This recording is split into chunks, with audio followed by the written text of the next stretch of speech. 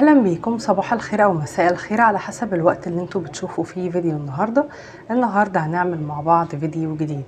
حطوا نيتكم على اي شخص انتوا عايزين تعرفوا ايه الحاجات اللي بيحبها فيكم وفي العلاقه معاكم، ايه اكتر الحاجات اللي بيشوفها مميزه. كل اللي عليكم ان انتوا تختاروا جروب من الاتنين.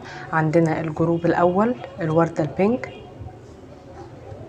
والجروب التاني الورده الصفراء، فيفضل تختاروا بإحساسكم. أما لو معرفتوش هنختار بالحروف، حروف اسم الطرف الآخر أو الشخص اللي انتوا حطيتوا عليه نيتكم. دلوقتي هنبدأ، ولو انتوا أول مرة بتشوفوا القناة ما تنسوش تشتركوا.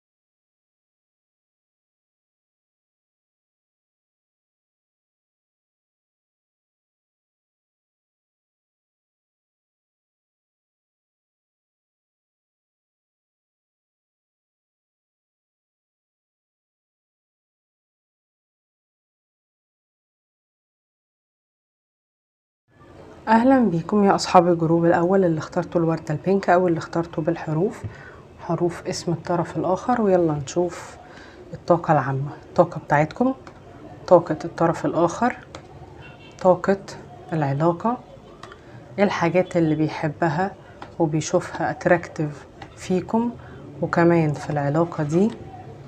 خد كارت للعلاقة ونشوف رسائله. الأبراج أو الطاقات اللي ظاهرة معايا لغاية دلوقتي، أنا موجود معايا هنا طاقة برج العقرب، طاقة برج الأسد والثور والجدي، وطاقة كمان الأبراج الهوائية والنارية مسيطرة على القراءة النهاردة. طيب أول حاجة هنا طاقة أصحاب المجموعة الأولى، انتوا طالعين معانا في طاقة الدث. أنا شايفة إن لكتير منكم انتوا حالتكم المزاجية أو النفسية دلوقتي مش أحسن حاجة، لأن أنا شايفة حد هنا بيمر بصعوبات نفسية، أو بتمروا باكتئاب، أو في حاجة معينة أو حد انتوا فقدتوه. فعشان كده أنا شايفة إن الحالة بتاعتكم حاليا بتمروا بحالة اكتئاب صعبة أو شديدة جدا وحالة مزاجية سيئة. ولكن الكارت جاي النهاردة يقولك ان الطاقة بتاعتك اللي انت فيها دلوقتي من صعوبات هتفيدك قدام. يعني كارت الداس عادة بيبقى تغيرات ونهايات كان لازم انها تحصل، او تغيرات كان لازم ان هي تتم عشان حياتك بعد كده تكون احسن، لان بيبقى بعديها الولادة بعد موت. يعني بعد فترة سيئة جدا بيكون عندك زي ولادة جديدة، بداية جديدة، شخصية جديدة، حياة جديدة في كل الجوانب. فانت دلوقتي اي نعم في فترة صعبة، ولكن اخرتها ان شاء الله هتكون كويسة جدا بعد الاكتئاب وبعد الفترة اللي انتوا فيها دي. ولو انتوا مع بعض حاليا انت والشخص ده، فطاقة الاكتئاب اللي عندكم مأثرة على العلاقة. ولو انتوا مش مع بعض فعشان كده انت مكتئب وفي اسباب للاكتئاب. اللي انا شايفاه هنا في طاقة الطرف الاخر، هو طالع في طاقة الويل اوف فورجن. الطاقة بتاعته بتوضح لنا ان الشخص ده حاليا في فترة حظ او نجاح في حياته. ممكن يكون مثلا حد مشهور على السوشيال ميديا، حد ماديا كويس، مثلا بدأ مشروع وبيكسب والدنيا بتمشي معاه في المشروع. فأنا شايفة ان هو حاليا في طاقة حظ ورزق. الطاقة بتاعته هنا بقى بتقول ان هو ممكن يكون مشغول عنك بالحاجات الجديدة اللي هو مالكها دلوقتي، يعني مثلا شغل جديد، سفر جديد، حياة جديدة، كأنه هو مشغول دلوقتي بالحاجات الحلوة دي.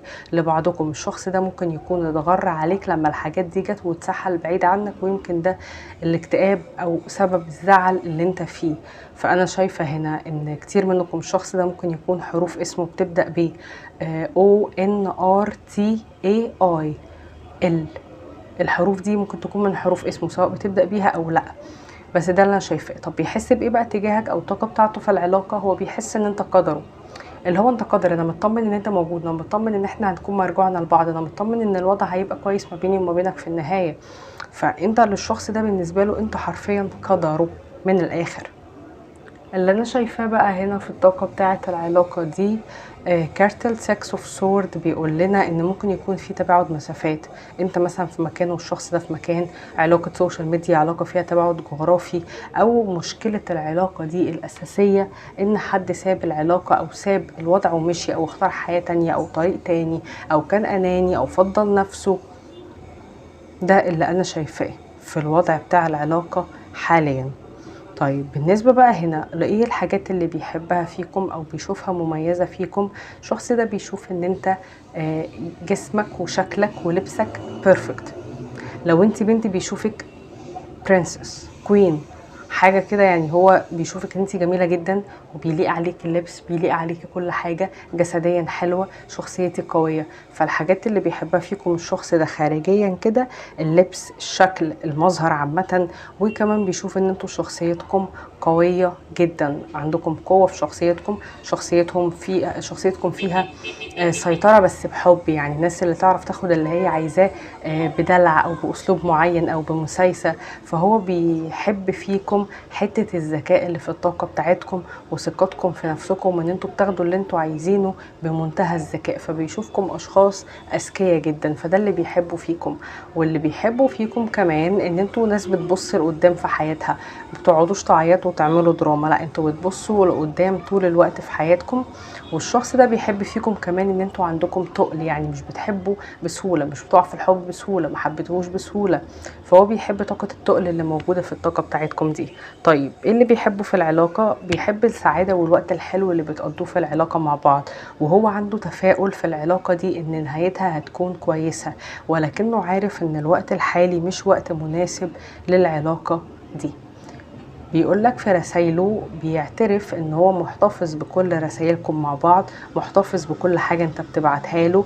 وبيقولك ان حتة ان انا اسيبك كمشي دي حاجة تقهرني قوي، دي حاجة تتعبني. فلما انا سبتك او لما العلاقة انتهت انا كمان اتجرحت. اوعى تكون فاكر ان انا حياتي كويسة وان انا ما اتجرحتش. تعالوا نشوف كده، في امل ان العلاقة ما بينكم تتصلح، ترجع، تاخد خطوة.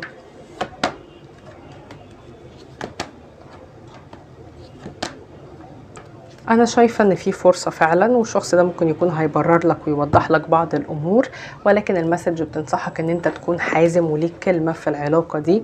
يعني لو هو كان حد مثلا مشي من غير سبب او ما وضح لكش بعض الحاجات، لا يكون ليك هنا موقف في العلاقه دي.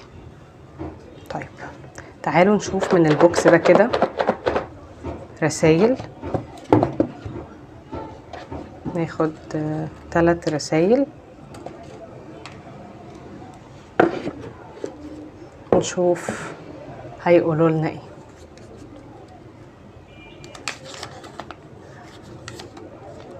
جروب نمبر 1، انا شايفة ان كتير منكم داخلين القراءة وهدفكم ان انتوا توصلوا لتارجت معين في جسمكم، او انتوا ممكن تكونوا متضايقين من حاجة في جسمكم الفترة دي. المسج بتبشرك بتقولك ان انت هتوصل لوزن او جسم مثالي. حاجة كمان انتوا داخلين القراءة وقلقانين منها، الشغل والفلوس او فرص العمل والسفر. المسج بتقولك عندك فرص. شايفة كمان هنا اللي منكم بيدرسوا دلوقتي، انتوا بتنجحوا في ان انتوا تدرسوا وتتعلموا حاجات جديدة. طيب انا شايفة ان الشخص ده بيعرض عليك عرض، بيقولك يلا نبدأ صفحة جديدة، فهتبدأوا فعلا صفحة جديدة لو انت سمحت وقبلت العرض. المسج بقى جاي تقولك ايه؟ قدر نفسك. لما انت تكون من جواك بتقدر نفسك وبتحب نفسك واستحقاقك عالي، تلاقي الناس بتقرب منك وبيقدروك وبيدولك قيمة وبيعملوا كل حاجة عشانك. فلو انت كنت بتتنازل وبتبقى طيب شوية مع الشخص ده، فخد بالك بلاش يبقى ده عمال على بطال. فلما بتقدر نفسك بتلاقي فعلا اللي قدامك بيعمل عشانك مجهود وهو كمان بيقدرك. فكده نكون خلصنا قراءتكم. ميرسي جدا ليكم، نشوفكم قريب في فيديو جديد. كانت قراءة كده خفيفة، فلو عجبتكم بقى ما تنسوش تحطوا لايك. لو ما انطبقتش شوفوا الجروب التاني.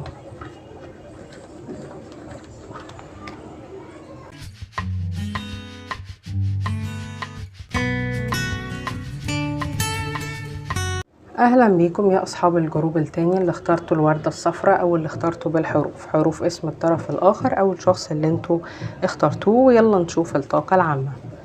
طاقة جروب نمبر 2، طاقة الطرف الاخر، طاقة العلاقة حاليا، ايه الحاجات اللي بيحبها فيكم، ايه الحاجات اللي بيحبها في العلاقة دي. ناخد مسج للعلاقة، وهل انتم مميزين بالنسبة له، ونشوف كمان رسايله ليكم. طيب الأبراج أو الطاقات اللي ظاهرة معايا إلى الآن، موجود معايا هنا الأبراج الترابية والمائية والهوائية كتير.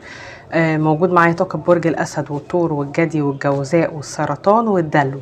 الأبراج دي موجودة معايا بقوة، وبرج الميزان كمان.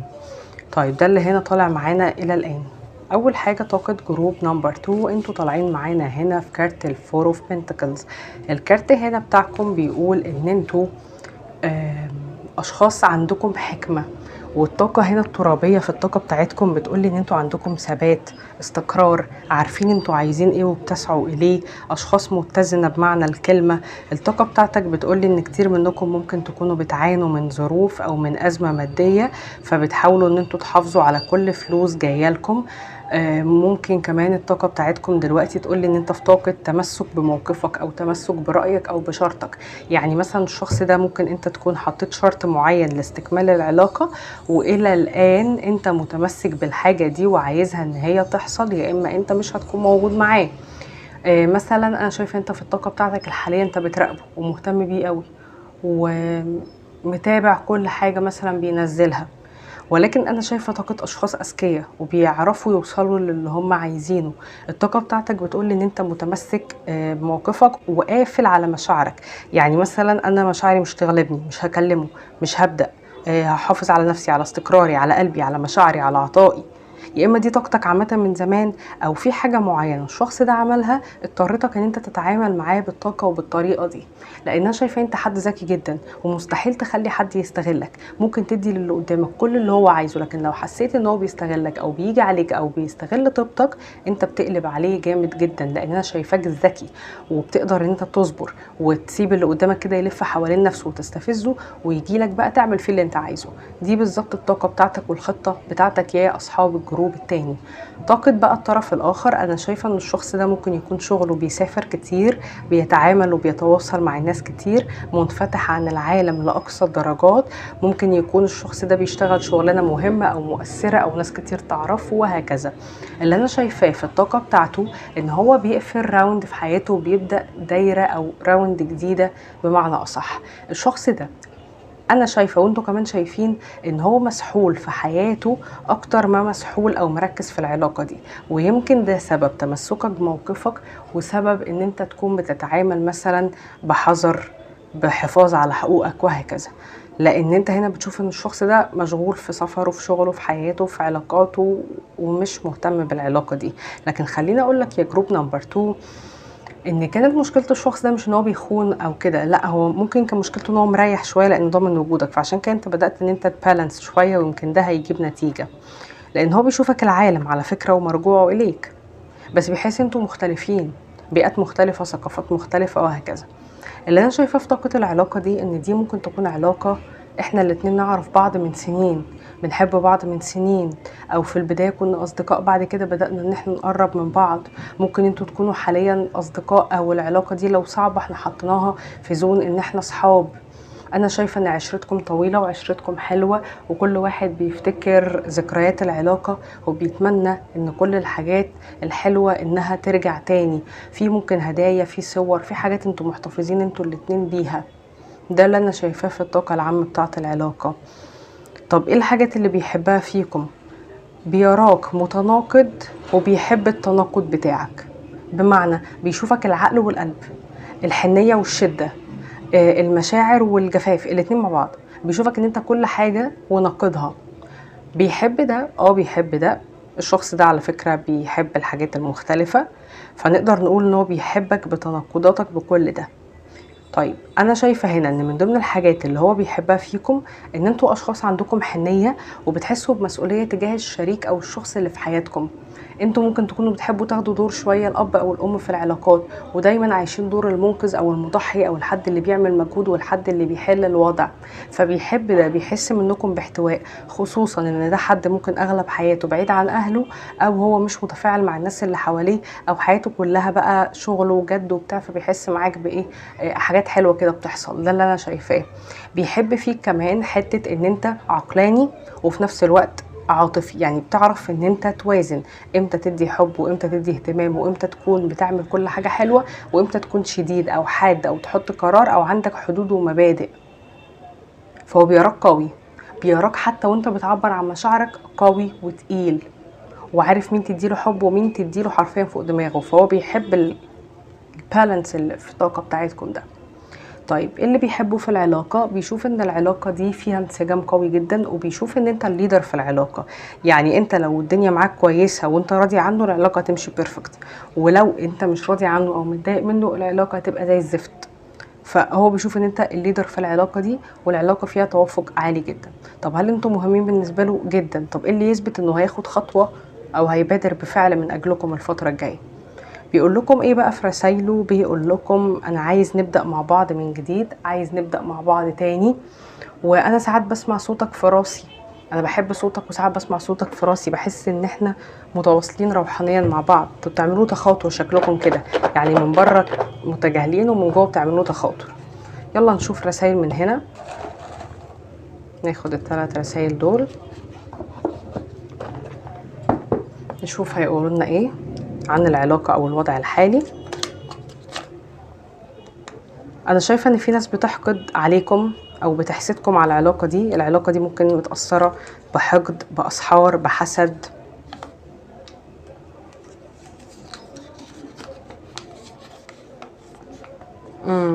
الشخص ده عايز يعوضك عن غدر او خيانة او بعد او جفاف. جروب نمبر 2، انتوا ممكن عندكم مشاكل من الطفولة، سفر او غياب اب او ام او انشغالهم عنكم خلاكم ممكن عندكم تعلق زايد بالناس او اعتماد عاطفي غير صحي. فده ممكن مؤثر على الطاقة بتاعتك، مثلا كنت بتطرده، كنت متعلق بيه وهكذا، لكن بدأت ان انت تكنترول. المسج بتقولك ليت جو، اترك الوضع خالص وخد انت بريك، واللي بتعتقد فيه هيحصل.